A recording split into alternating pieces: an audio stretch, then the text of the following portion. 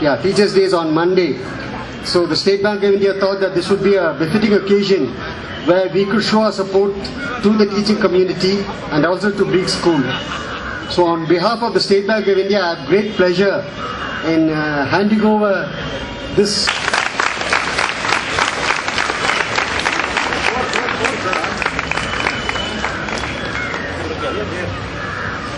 Please, can we continue with the program? Well, we have known as Vijay among his classmates, belongs to the 1970 batch. He studied in this very institution during the period of Mr. Fox and Dr. Samuel Raj when they were engineer. It is 40 years back and settled in the United States. He is an engineering graduate and it is bachelor's and master's degree in electrical engineering. He not only confined himself to engineering but has completed MBA from Wharton School. He is a consultant for various companies. Let me first of all render a warm welcome for many of you who've traveled from near and afar and from many points of the globe.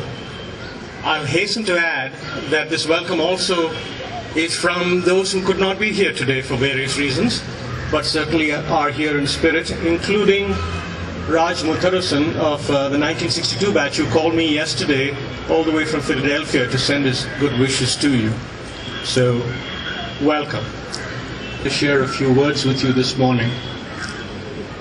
You may have noticed that I said past and present pupils. I did not say new and old students, because I know there are several of you here who left Greeks only a few years ago and who are arguably still quite young, unlike some of us who really are old students.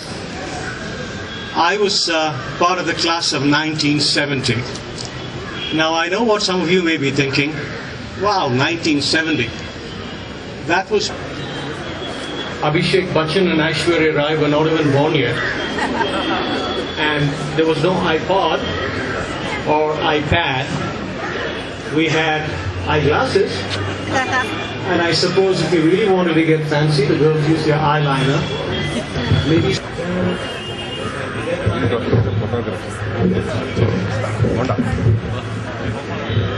Check first of all. Can everybody hear me?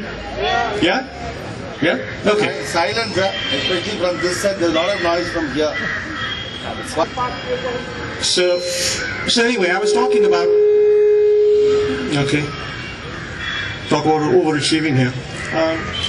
Anyway, I was talking about values and practices, and I was saying that, well, you're in school, you don't think about these things because you've got too many other things, exams, deadlines, important matches that take up your mind space. Values are the kind of things that you think about much later in life with the benefit of hindsight and perspective. And looking back all those years, I can honestly tell you that a good part of what I am today is because of the things that I learned in the classrooms and in the playing fields of Greeks.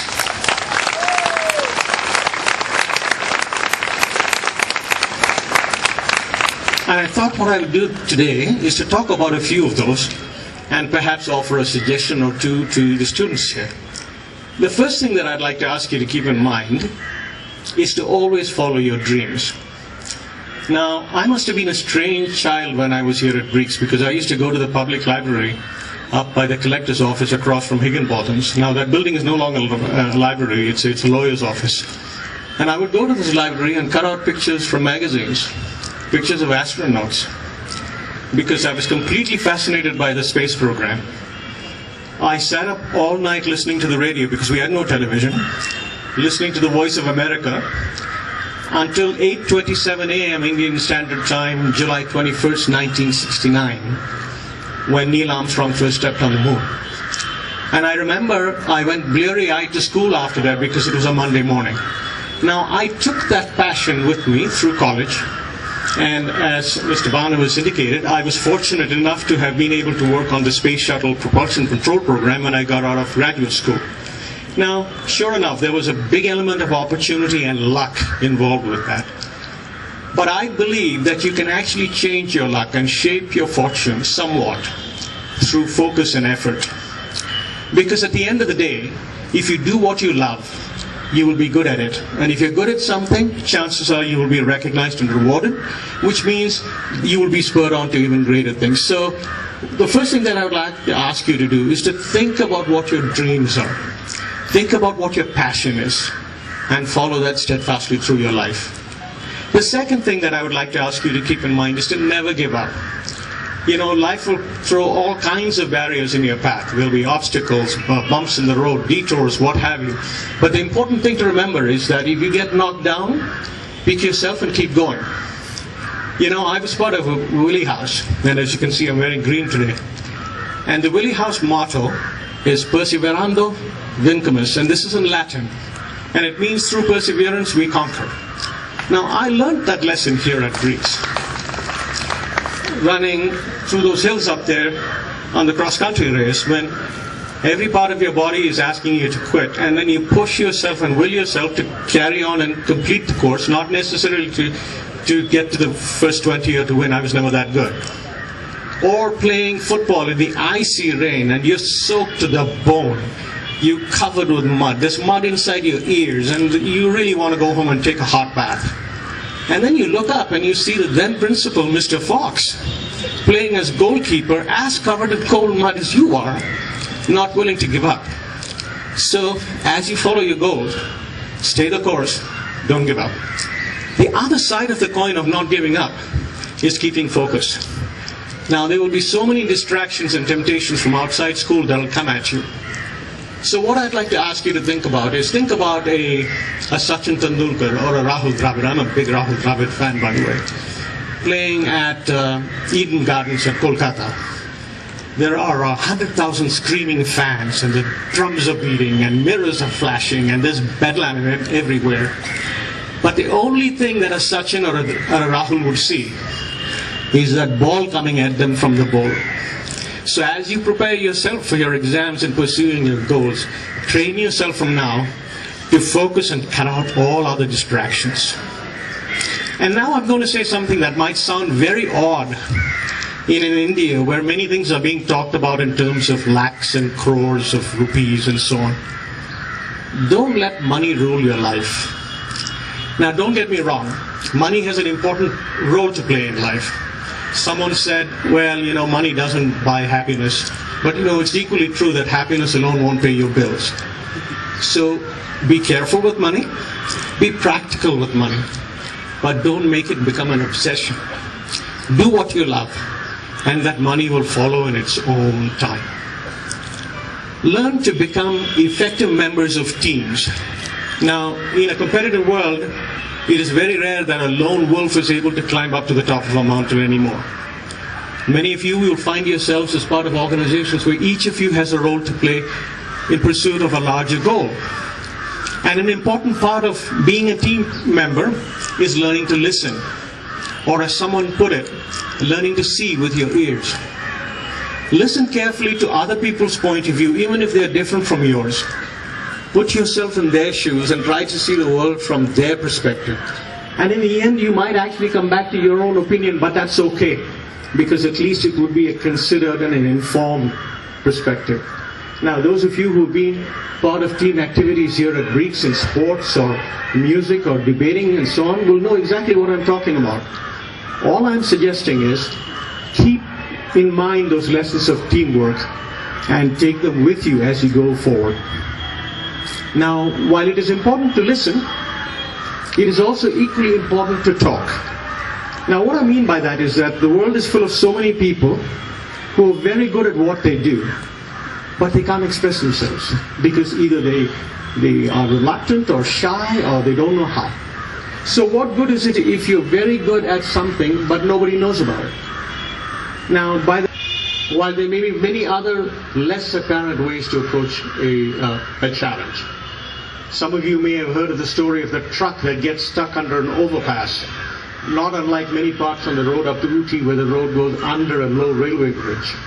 So this truck was stuck. They tried pushing the truck, they tried pulling the truck. It wouldn't budge. until someone came up with a smart idea of letting out the air from some of the four tires, lowering the truck and allowing it to drive out by itself. The future will belong to people who come up with new and different approaches to problems. So when you solve problems, when you address an issue, when you come up with a solution, take a few minutes to think of how many other ways you may have solved the same problem. Do me a favor, the next time you're in front of a computer, do a Google search on the term lateral thinking and learn as much about lateral thinking as you can. And now, here's something really important, probably the most important thing that I want to say to you today. Whatever you do it with integrity. Now, I know some of you small children are probably scratching your head saying, integrity, boy, that sounds like a big word. I don't even know what it means.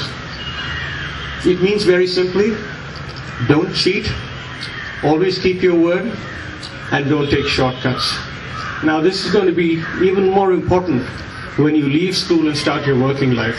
Put your best effort in everything you do, even though it may be tempting to do shoddy work because it's easier or it costs less. If you say you'll get something done by a certain time, move heaven and earth to make that happen. And importantly, if you know ahead of time that you can't meet a deadline or accomplish certain things that people are asking you to do, be upfront and honest and say, sorry, I can't do that, but here's what I can do. You might see some of your competitors appear to be successful by breaking promises or taking shortcuts, but believe me, the world will beat a path to your door once they know that you are an honest person who keeps your word and does things with that integrity that I spoke of. And lastly, in the middle of this hyper boom that is India with growth and achievement and accomplishment, never forget the people who are less fortunate than you are. Volunteer your time in charity work, share your skills, donate money, whatever little you can afford, but always, always remember the people who didn't have the lucky breaks in life that you have. You know, you folks live in an India that is bold and growing and confident with opportunities that seem to appear endlessly on the horizon. There is no reason why the founder of the next Google or Facebook or Apple, or for that matter the next Arundhati Roy or M.F. Hussain or Field Marshal Manekshaw or Rahul Dravid is not right here in front of us today. You have the skills, you have the character, and you have the values imparted to you by both these great schools.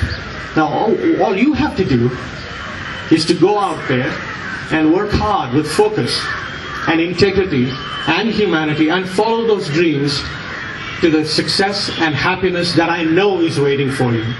Thank you, good luck, and ad rem. Then all passed with 100%.